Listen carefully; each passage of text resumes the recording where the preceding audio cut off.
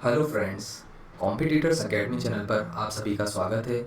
दोस्तों, आज की वीडियो में मैं आपको जो आरएस मेंस एग्ज़ाम था उसका जो रिज़ल्ट अनाउंस हुआ था, तो मेरा क्या स्कोर कार्ड रहा मैं उसके बारे में बताऊंगा और मैं क्यों फेल हो गया इस एग्ज़ाम में। तो इसके बारे में बताऊंगा कि क्या गलतियां थी या क्या कमियां थी जिसकी वजह से इस एग्ज़ाम में मैं अच्छा स्कोर नहीं कर पाया और अल्टीमेटली इसको एक सफल स्कोर में साबित नहीं कर पाया। ठीक है, तो क्या हुआ, क्या मिस्टेक्स हुई, आज इस वीडियो में बहुत डिटेल में डिस्कस करूँगा।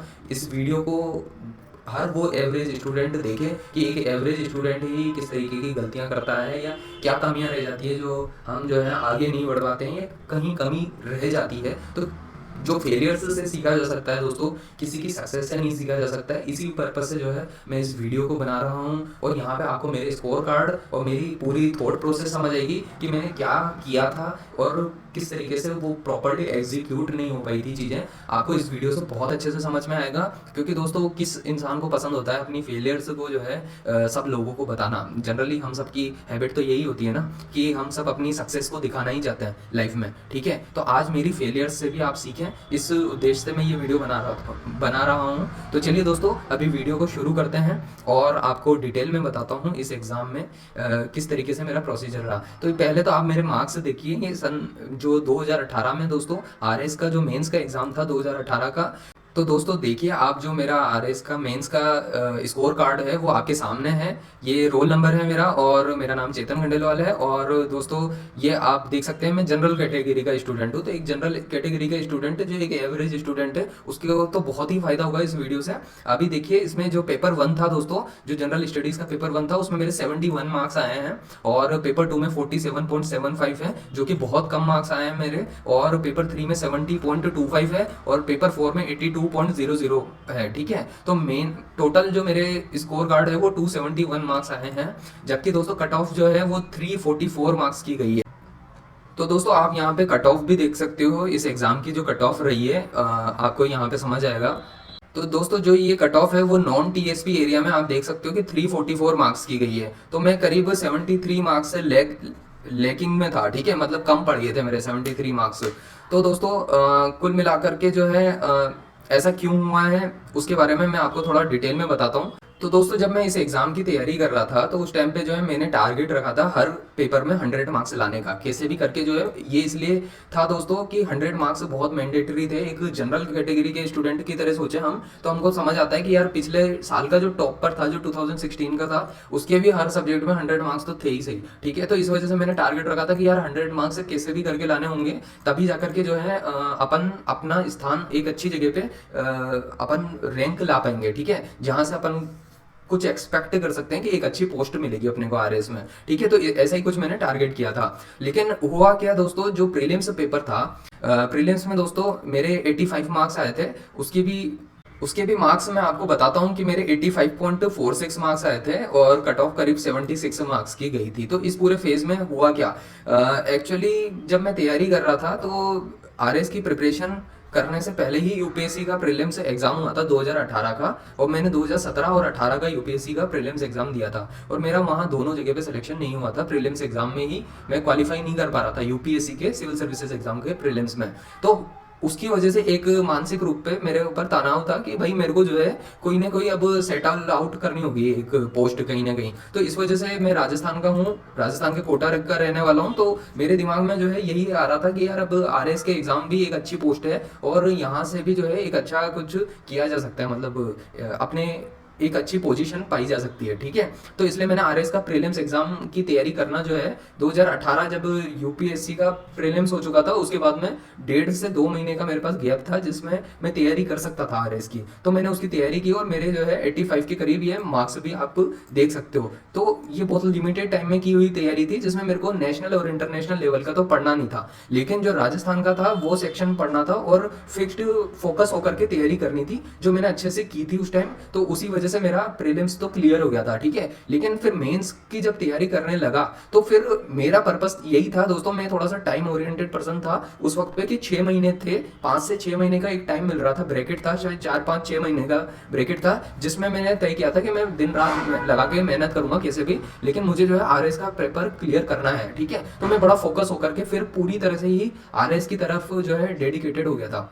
ठीक है, तो उस टाइम दोस्तों मैं आरएस के एग्ज़ाम के लिए डेडिकेटेड तो हो गया, लेकिन हुआ क्या कि मुझे इतना इस बारे में आइडिया नहीं था कि ये टाइमली ऑर्गेनाइज नहीं होता है। तो एक तो ये इशू था इस एग्ज़ाम में, जो ये एग्ज़ाम जो 4-5 महीने में तैयारी मैंने अच्छी कर ली थी। देखिए, तैयारी का डर तो हमेशा ही रहता है, कम टाइम होता है ना हमारे पास, तो हमको हमेशा लगता है कि यार होगा कि नहीं होगा, लेकिन जो है तैयारी का मोमेंटम उस वक्त बहुत अच्छा था। फिर इन्होंने क्या है, फिर अगले 3-4 महीने में फिर कंडक्ट कराने की बात की, और फिर वही हुआ, और एग्ज़ाम जो है शिफ्ट हो गया था मार्च के आसपास तक। मार्च 2019 में अब होने वाला था वो एग्ज़ाम। तो वो वहाँ तक भी यहाँ पे जो है, यहाँ पे राजस्थान में जो है थोड़े से इश्यूज चलते रहते हैं। कोई आंदोलन हो रहा है, किसी ने रिट लगा दी है, किसी ने क्या कर दिया है, फिर हाई कोर्ट में फैसले हो रहे हैं। ये सारा फेज़ उस वक्त पे चल रहा था। अब उस वजह से मेरा जो है बार बार दिमाग जो है बहुत मुश्किल से, मैं कंटिन्यूस 4-5 महीने ज़बरदस्त, क्योंकि हम देखो दोस्तों, मैं इस तरीके का स्टूडेंट रहा हूँ कि फिर जब 24 घंटे पढ़ाई करनी होती है तो मैं कम से कम 12 घंटे तो पढ़ाई करता ही हूँ डेली बेसिस पे। फिर मैंने काफ़ी डेडिकेटेड होकर के तैयारी करने की कोशिश की, और ये सब चलता रहा। और मैं 5-6 महीने जो थे मेरे पास, वो बहुत अच्छी कोशिश की मैंने, लेकिन फिर एग्ज़ाम पोस्टपोन हुआ, और वो मार्च में के मंथ तक शिफ्ट हो गया, या दिसंबर से जनवरी में होने की संभावना चल रही थी उस टाइम पे। फिर वो खिसकते खिसकते वो दोस्तों जब जून मंथ तक पहुंच गया, तो ये सब चीज़ें इतनी लंबी हो गई कि जो एग्ज़ाम प्रीलिम्स से लेकर के मेंस तक जो है होने में पूरा 1 साल का वक्त निकल गया। और दोस्तों इस पूरे प्रोसेस में मेरी जो यूपीएससी की तैयारी थी वो भी ख़राब होने लगी, और मैं अब यूपीएससी की साइड से तो पूरी तरह से डिसकनेक्ट हो गया। अब मैं यूपीएससी के लिए तैयार कर नहीं पा रहा था अपने आप को, क्योंकि मैं हमेशा जो है एक एग्ज़ाम की तैयारी करता हूँ, तो उसी के लिए जो है बहुत ज़्यादा फोकस रहता था। ठीक है, अब यूपीएससी का मैंने इवन फॉर्म फिल तो किया, लेकिन मैं देने नहीं गया, मैं प्रीलिम्स भी देने नहीं गया। और इसके अलावा फिर जो है दोस्तों इसी बीच में जो है और भी चीज़ें हुई, जिसमें मैंने जो है आरपीएससी का ही असिस्टेंट इंजीनियर का एग्ज़ाम था, उसको भी फिलअप किया था। ठीक है, क्योंकि सेंस ऑफ सिक्योरिटी जो है हमारे सबके दिमाग में आने लगती है। ठीक है, तो उस अकॉर्डिंग मैं असिस्टेंट इंजीनियर का भी एग्ज़ाम फॉर्म फिल किया था, और साथ में जो है उसका भी प्रीलिम्स था, उसको भी मैं जो है तैयार कर रहा था। तो वो तो एग्ज़ाम जो है मेरे लिए इतना मुश्किल नहीं था, उसका प्रीलिम्स के लिए पढ़ना, वो तो मेरे लिए आधा महीने का ही टाइम लगा मेरे को। लेकिन स्टडी जो है बार बार ब्रेक हुई है इस पूरे प्रोसेस में। ठीक है, एक्चुअली बार बार एग्ज़ाम का पोस्टपोन होना, नंबर 1 ये चीज़ थी। और इसके अलावा फिर मैं जो है अपना फोकस सिविल इंजीनियरिंग भी पढ़नी थी मुझे, असिस्टेंट इंजीनियर का जो प्रीलिम्स एग्ज़ाम था उसके लिए। हालांकि उसमें मुझे बहुत ज़्यादा टाइम नहीं देना पड़ता था, लेकिन आरएस की तैयारी का जो मेरा जो थर्ड फेज चल रहा था, जो सबसे आखिर का था, वो बड़ा ख़राब सा फेज रहा। ठीक है, जब मैं एक्चुअली चीज़ों को जो है उतना अच्छे से जो है लिंकअप कर नहीं पा रहा था, और अंदर से इनर ज़ील जो है मेरी और कम होती जा रही थी। जो कर्व था उसको मैं मेंटेन नहीं कर पा रहा था, जो हमारी इनर ज़ील का कर्व होता है कि भाई जो इच्छा शक्ति थी वो कम होने लगी थी फिर इस एग्ज़ाम को लेकर के। अब इधर जो असिस्टेंट इंजीनियर का मेरा एग्ज़ाम था उसका प्रीलिम्स भी मेरा क्लियर हो गया था। अब उसका मेंस में भी कब होगा ये मुझे नहीं पता था, अब मैंने उसको छोड़ दिया था। लेकिन मेरा फोकस पूरा अभी आरएस पे था। लेकिन ये फोकस जो स्टार्टिंग के महीनों में था, उतना मोमेंटम अब आखिर में नहीं बना हुआ था। ठीक है, अब मैं थोड़ा सा उस चीज़ को ही डिटेल में आपको एक्सप्लेन करता हूँ। मैंने देखो ये यहाँ पे जो है अपने आप को टारगेट कर रखा था 100 मार्क्स से लाने के लिए। ये 100 मार्क्स के इतने कम कैसे हो गए, ये आपको थोड़ा सा पता चलेगा इस बारे में। इसमें जो मैं आपको पावर पॉइंट पे जो है प्रेजेंटेशन है थोड़ा उसको बताता हूँ। तो दोस्तों आप यहाँ पे जो पावर पॉइंट पे प्रेजेंटेशन है आप इसको देख सकते हो। इसमें मैंने अपने आरएस मार्क्स का इवैल्यूएशन जो था इस पूरे प्रोसेस को किया। तो इसमें क्या प्रॉब्लम आ रही थी कि what kind of mistakes I did in RS mains exam preparation. तो पहली जो दोस्तों मेरे को मिस्टेक्स लगती है उसमें ये थी कि मैं एक जो है इंग्लिश मीडियम का स्टूडेंट बन गया हूँ एक्चुअली। क्योंकि जो है मैं जो है एक जब 12th क्लास तक थी तो मैंने आरबीएसई बोर्ड में ही की थी और हिंदी मीडियम में की थी। लेकिन अब मैं उसके बाद से जो है कंटिन्यूसली काफ़ी सालों से मैंने बीटेक की, मैंने एमटेक की, और उसके अलावा मैंने जो है और जितने भी गवर्नमेंट एग्जाम्स दिए वो सब इंग्लिश मीडियम में ही तैयारी करके दी है। ठीक है, तो हिंदी मीडियम मेरा चूज़ करना बिल्कुल संभव नहीं था मेरे लिए।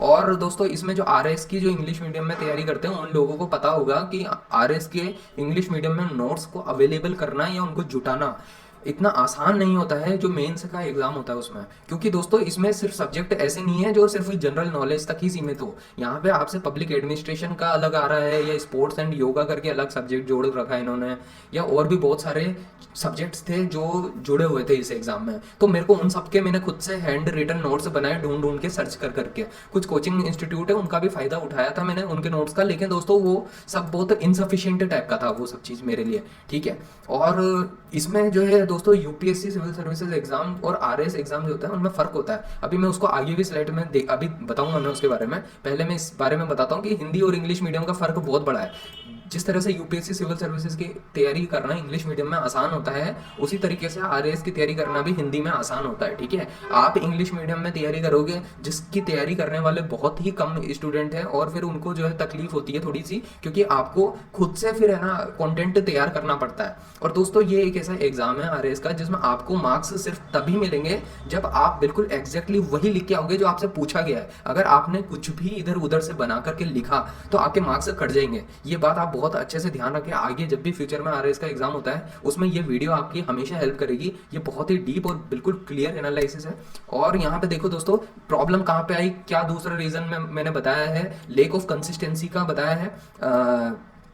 लेकिन मैं दोस्तों इसमें जो है पहली चीज़ को क्लेरिफाई कर देता हूँ कि जो हिंदी और इंग्लिश मीडियम है उसमें तैयारी जो है दोनों में संभव है। ऐसा कुछ भी नहीं है कि हिंदी मीडियम के स्टूडेंट को बहुत वेटेज देते हैं आरएस वाले और इंग्लिश मीडियम वालों को नहीं देते हैं। मैं ऐसा कोई मिथ आपके दिमाग में नहीं रखना चाहता हूँ। आज के टाइम पे इंग्लिश मीडियम के भी नोट्स अब अवेलेबल हो रहे हैं, लेकिन दोस्तों आपने खुद ने देखा होगा कि इंग्लिश मीडियम की करंट अफेयर में दिक्कत आती है आरएस के, ठीक है, या फिर इंग्लिश मीडियम में कोई जो एक्स्ट्रा इन्होंने सब्जेक्ट ऐड कर रखे हैं, जैसे पब्लिक एडमिनिस्ट्रेशन हुआ, या हम साइकोलॉजी भी पढ़ते हैं, बहुत सारे सोशियोलॉजी पढ़ते हैं हम, और बहुत सारे सब्जेक्ट्स आ जाते हैं इसमें ऐड ऑन किए हैं जो इन्होंने आरएएस के सिलेबस में। तो वो सिलेबस को बहुत ज़्यादा वास्ट बना देते हैं और हमको हर चीज़ बिल्कुल पिन पॉइंट बिल्कुल क्लियर याद होनी चाहिए। यहाँ आप ऐसे नहीं कर सकते हो कि यूपीएससी में जैसा आप 20 क्वेश्चन अटेम्प्ट करते हो मेंस के पेपर में, और उसके लिए जो है आप अपने लॉजिक्स और दिमाग का यूज़ करते हो। यहाँ आपको दिमाग का यूज़ नहीं करना है। यहाँ आपसे कोई बहुत ज़्यादा ऐसे क्वेश्चन नहीं पूछे जा रहे हैं कि आपसे को दिमाग लगाना है। आपसे ये पूछा जा रहा है जो पूछा है, जैसे गवर्नमेंट की कोई पॉलिसी पूछी है तो वो बिल्कुल एग्जैक्ट छाप के आनी है।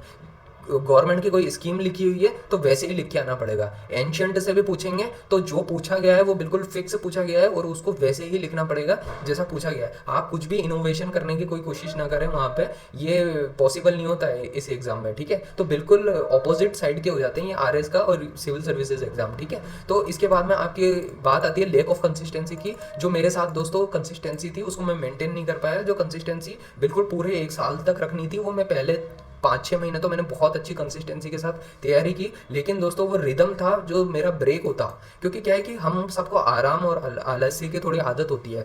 जैसे ही ये न्यूज़ आती है कि भाई अब तो एग्ज़ाम पोस्टपोन होने वाला है, तो वो क्या है कि हम में एक आलस सा ऑटोमेटिकली आ जाता है। अब हम 15-20 दिन या आधा महीना यूँ ही ख़राब कर दिया और फिर वो जो है इस तरीके से निकल गया। तो ये कंसिस्टेंसी इस तरह से मेरी ब्रेक होती थी और रिदम भी बिल्कुल ब्रेक होता था। फिर वापस जीरो से शुरू करना पड़ता था, फिर उठाना बहुत प्रॉब्लम आती है। तो ऐसा ये एग्ज़ाम जो है 3 फेजेस में रहा। पहले जब फर्स्ट टाइम इन्होंने पोस्टपोन किया, फिर सेकंड टाइम फिर से पोस्टपोन किया, फिर थर्ड टाइम जाकर के इन्होंने कराया। तो ये इस पूरे प्रोसेस में एक बहुत लंबा टाइम लग गया और ये चीज़ कहीं ना कहीं कंसिस्टेंसी और रिदम को बहुत बुरी तरीके से इन्होंने ब्रेक किया।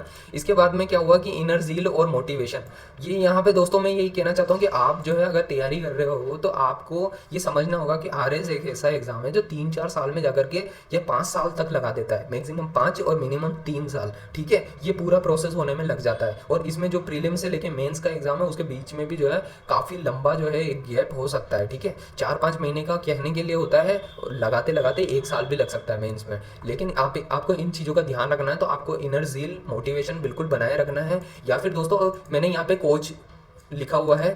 दोस्तों हर इंसान के अंदर ऐसा हमारा सिस्टम नहीं है कि हम सब सेल्फ मोटिवेटेड रहते हैं। हम सब कहते हैं ना कि सेल्फ मोटिवेटेड रहना चाहिए, हर कोई नहीं रह पाता है। ऐसे में जो है मेरे हिसाब से जो है दोस्तों जो कोच होता है ना हमारी लाइफ में, चाहे वो हमारे पेरेंट्स हो या फिर हमारा कोई दोस्त का जो है ग्रुप हो, कम्युनिटी हो, ये हम ऐसे सर्कल में रहे जो हमको गाइड करे, हमको कंटिन्यूस मोटिवेट करे, या फिर कोई रियल लाइफ का टीचर हो जो हमारे साथ लग करके हमारी तैयारी करवाने में हमारी मदद कर रहा है। ऐसा अगर इंसान अगर हमारी लाइफ में होता है तो वो बूस्टअप करता है। जैसे आपने देखा होगा कि स्पोर्ट्स प्लेयर होते हैं उन सबका एक कोच होता है, ठीक है। हर स्पोर्ट प्लेयर का एक कोच जरूर होता है जो उसको सुबह 4 बजे से उठा करके रात को 10 बजे तक एक्टिव रखता है, बिल्कुल, ठीक है। उसी तरीके से हमको हमारी एग्जाम की तैयारी में अगर हमारी लाइफ में कोई कोच होता है तो ये बहुत ही अच्छी चीज़ होती है। लेकिन दोस्तों यहाँ पे ज़्यादातर केसेस में तो ये नहीं देखने को मिलता है कि हमारी लाइफ में कोई कोच होता है। बस हमको ये टारगेट अगर कोई होता है तो हमको पूरा खुद से ही करना होता है। तो हमको जो है इनर ज़ील और मोटिवेशन जो है बनाए रखना चाहिए। अब आपको ये हालात समझ लेने चाहिए पहले से कि आरएस के एग्जाम के साथ कुछ भी हो सकता है आगे भी, कि 1 साल 2 साल ऐसे 3 साल 4 साल का प्रोसेस हो सकता है, ठीक है। अभी भी आप देख लो कितनी प्रॉब्लम आई है। 2016 के जो स्टूडेंट थे उनको अपनी ज्वाइनिंग लेटर लेने में भी बहुत परेशानी हुई थी, ठीक है। तो आखिर तक उन्होंने कितना स्ट्रगल किया था, ऐसा ही 18 वालों के साथ अभी तक हो रहा है कि इंटरव्यू में भी जा रहे हैं, फिर रेट लगा दिए। तो इस तरीके से ये प्रोसेस होते होते एक लंबा वक्त लगेगा। आपको बिल्कुल इस सब बातों का ध्यान रखना है, रेडी रहना है। आपको मेरी जो मिस्टेक हुई है इन सबसे आपको सीखना चाहिए कि मैं क्यों फेल हुआ हूँ इस एग्जाम में, ठीक है। इसके अलावा आप देखिए, मैंने जो है इसमें आरपीएससी एईएन एग्जाम जो है वो भी फिलअप कर दिया। तो दोस्तों एक डुअलिटी, मतलब हालांकि इसने मुझे उतना डिस्टर्ब तो नहीं किया, क्योंकि क्या है कि सिविल इंजीनियरिंग मेरी हमेशा से स्ट्रांग रही है, वो पहले रही है, ठीक है। लेकिन ये चूंकि सेंस ऑफ सिक्योरिटी जो है यहाँ पे मैंने लिखा हुआ है, तो जो आती है ना हमारे मन में कि सेंस ऑफ सिक्योरिटी, उसी की वजह से जो है दोस्तों वो सब हमको जो है हमारा एक सेफ जोन रखना पड़ता है। अब मैं इसका आपको एक तरीका बताता हूँ दोस्तों। मैं सिर्फ बात कर रहा हूँ एवरेज स्टूडेंट के पॉइंट ऑफ व्यू से। मैं यहाँ पे कोई बात जो है उन टॉपर स्टूडेंट के पॉइंट ऑफ व्यू से नहीं कर रहा हूँ जिन्होंने लाइफ में हमेशा 90% बनाई है और उन्होंने हमेशा ही बहुत बढ़िया बढ़िया सक्सेस हर जगह जाते हैं, पहला अटैम्प्ट देते हैं और सक्सेसफुल हो जाते हैं। मेरा भी ये पहला अटैम्प्ट था और मैं फेल हो गया इसमें, ठीक है। तो मैं आपको गलतियाँ बता रहा हूँ मेरी, और आप सबको सीखना चाहिए इससे, ठीक है। अब यहाँ पे क्या होता है कि जैसे आप सिविल सर्विसेज एग्जाम करना है या आपको आरएस एग्जाम करना है, ये भी क्लैरिटी होनी चाहिए आपको। और जो सेंस ऑफ सिक्योरिटी है दोस्तों, ये बहुत एक स्टूडेंट को सताता है। जो बेरोजगारी होती है ये बहुत ही खतरनाक और बहुत परेशान करती है एक इंसान को, ठीक है। एक पर्टिकुलर जब उसकी एज निकलने लगती है ना, तो जब वो 27, 28, 29, 30 की एज में आता है ना, तो उसको बहुत बुरा लगता है उस टाइम पे। इसलिए क्या है दोस्तों, मैं यही कहना चाहूँगा कि आप जो है एक छोटी ही जॉब हो, भले से एक ग्राम सेवक हो या पटवारी हो या टीचर की वैकेंसी निकलती है राजस्थान में, या कोई जूनियर इंजीनियर हो या आप कोई असिस्टेंट इंजीनियर या कोई भी सरकारी नौकरी आपकी पहले से ऑलरेडी है ना, तो आप उसको करते हुए ही डेली 4-5 घंटे अच्छे से मेहनत करते रहे हैं, तो आपका फर्स्ट, सेकंड या थर्ड जो भी है, जिस भी अटेम्प्ट में होगा, चाहे सिविल सर्विसेज एग्जाम हो, चाहे राजस्थान का एडमिनिस्ट्रेटिव सर्विसेज एग्जाम हो, या कोई सी भी पीएससी का एग्जाम हो, वो बिल्कुल क्लियर हो जाएगा। लेकिन आपकी सेंस ऑफ सिक्योरिटी वो बहुत जरूरी है, क्योंकि आपको वो उस वक्त में मदद करती है दोस्तों जब सब लोग आपके खिलाफ होते हैं। ये बात ध्यान रखना, क्योंकि दोस्तों अच्छी अच्छी बातें, बड़े बड़े टारगेट, शुरुआत में बातें करने वाले लोग हमेशा आ जाते हैं लाइफ में कि अच्छा सिविल सर्विसेज की तैयारी कर रहे हो, अच्छा राजस्थान एडमिनिस्ट्रेटिव सर्विसेज की तैयारी कर रहे हो, वाह भाई बहुत बढ़िया बहुत बढ़िया। लेकिन दोस्तों जब आप फेलियर के फेज में होते हो ना, तो आपके साथ कोई नहीं खड़ा होता है। आपके साथ सक्सेस में सब लोग जोड़ना चाहते हैं, लेकिन फेलियर में आपके साथ कोई नहीं जुड़ेगा लाइफ में, ठीक है। तो इसलिए ये है कि आप जब आपका बुरा वक्त चलता है तो उसके लिए रेडी रहा करो। अब मैं मेरी एक गलती बताता हूँ दोस्तों, अब इसको गलती बोलूँ या नहीं बोलूँ, मुझे भी, मैं अब भी इस चीज़ को लेकर कंफ्यूज हूँ। मैंने ये सब चीज़ों की तैयारी जब की है, सिविल सर्विसेज या आरएस की तैयारी, तो दोस्तों मैंने अपनी पुरानी सरकारी जो नौकरियाँ थी उन सबको छोड़ के, उन सबको साइड लाइन करके की है। पहले भी मेरा जो है CPWD में जूनियर इंजीनियर की पोस्ट पे जो है हो चुका था सिलेक्शन SSC में के थ्रू, और इसके अलावा जो है PhD में भी जूनियर इंजीनियर की पोस्ट पे ऐसे ही राजस्थान में भी सिलेक्शन हो गया था। लेकिन मुझ में ये इतनी समझ उस वक्त पे नहीं डेवलप हुई थी। मैं यही मानता था कि यार मेरे को जो है अगर कुछ बड़ा करना है तो मेरे को जो है बिल्कुल इस तरीके से ही तैयारी करनी होगी कि बिल्कुल आइसोलेशन में रह करके तरीके से तैयारी करूंगा। लेकिन जिस तरीके से एग्जाम का लेवल है, एग्जाम की समझ डेवलप होने में वक्त लगता है, ये सारे प्रोसेस में दोस्तों किसी के लिए 1 साल में ही ये काम या एक ही अटेम्प्ट में काम हो जाता है, किसी को 2 या 3 या 4 अटेम्प्ट भी लग जाता है। तो इसलिए हमको, हर इंसान का अपना एक लेवल है, और उसी तरीके से हमको खुद को ही समझ में आता है कि हमारा कहाँ लेवल है, हम कहाँ पे स्टैंड कर रहे हैं, ठीक है। तो ये चीज़ को हमको समझना होगा। तो दोस्तों इसमें आपको, मुझे उम्मीद है कि आपको बहुत कुछ सीखने को मिला होगा इस वीडियो से। मैंने पूरी तरह से जो इसको हर तरह से कवर करने की कोशिश की है कि हर पॉइंट को बता सकूं कि मेरे मार्क्स जो है 200 कि इसमें जो है दोस्तों कि मेरे जो मार्क्स हैं वो 270 के आसपास ही आकर के क्यों रह गए, ठीक है। और मैं काफ़ी अच्छे से क्यों नहीं कर पाया हूँ, आपको ये पूरा प्रॉपर रीज़न समझ आया होगा। अब मैं ये लास्ट में दोस्तों यही कहना चाहता हूँ कि मन के हारे हार है और मन के जीते जीत। तो दोस्तों जब तक आपका कोई भी एग्ज़ाम है वो आप बिल्कुल फाइनल तक आपको लगे रहना पड़ता है बिल्कुल, और अपने मन से ही बने रहना पड़ता है, और उस जीत के लिए जो है लगे रहना पड़ता है। हर वक्त जान झोंकनी पड़ती है अपनी कहीं पे भी, चाहे आप आरएस की तैयारी करो, यूपीएससी की तैयारी करो या किसी और भी गवर्नमेंट एग्जाम की तैयारी करो। आपको आखिर तक, जब तक याद रखना, ज्वाइनिंग लिस्ट में जो आपकी ज्वाइनिंग लिस्ट में नाम नहीं आ जाता है ना, तब तक दोस्तों एग्जाम की तैयारी करना छोड़ना नहीं होता है, लगे रहना होता है। और अपनी सेंस ऑफ सिक्योरिटी का अगर हमको रहता है ना डर, ये शुरुआत में नहीं समझ आता जब हम 22, 23, 24 साल के होते हैं, ये समझ आता है जब हम 28, 29, 30 साल के होते हैं। ये सिक्योरिटी का डर तब सताता है। तो इन सब बातों से मुझे उम्मीद है हर किसी स्टूडेंट को कुछ ना कुछ सीखने को मिलेगा मेरी सारी गलतियों से, और आप सबको आगे भविष्य में बहुत फ़ायदा होगा जो भी गवर्नमेंट एग्जाम्स की प्रिपरेशन है। तो चलिए दोस्तों अभी तो वीडियो को समाप्त करते हैं। आपको मैं उम्मीद करता हूँ आपके अच्छे भविष्य की, और वीडियो के साथ दोस्तों आप एंड तक बने रहे, उसके लिए दोस्तों बहुत बहुत